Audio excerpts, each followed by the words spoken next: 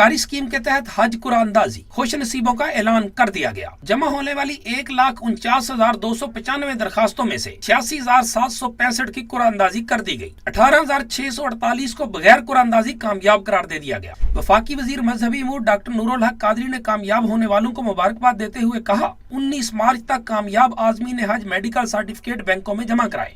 19 मार्च 2020 तक अपने medical certificates, पहले होता था कि एप्लीकेशन से कामयाब होते थे या नहीं होते थे, उनको मेडिकल सर्टिफिकेट जमा करने पड़ते थे। अब इस दफ़ा जो कामयाब होंगे उनको सिर्फ अपने मेडिकल सर्टिफिकेट जमा करने होंगे। पीर नूरुल हक कादरी ने कहा, कोरोना वायरस के हवाले से सऊदी हुकूमत से राब्ते में है। जो फैसला सऊदी हुकूमत करेगी उस पर अमल करना होगा। चाइना में भी कोरोना वायरस अपनी वापसी का सफर शुरू कर दिया है। हज के मौसम तक इंशाल्लाह सब कुछ ठीक हो जाएगा। उनका कहना था हज पासपोर्ट कब तक जमा कराने हैं इसके बारे में जल्द ही बता दिया जाएगा। अरकान पार्लियामेंट का ताहाल कोई कोटा नहीं रखा गया। हज दरखास्तें कम जमा होने की वजह कोरोना वायरस है।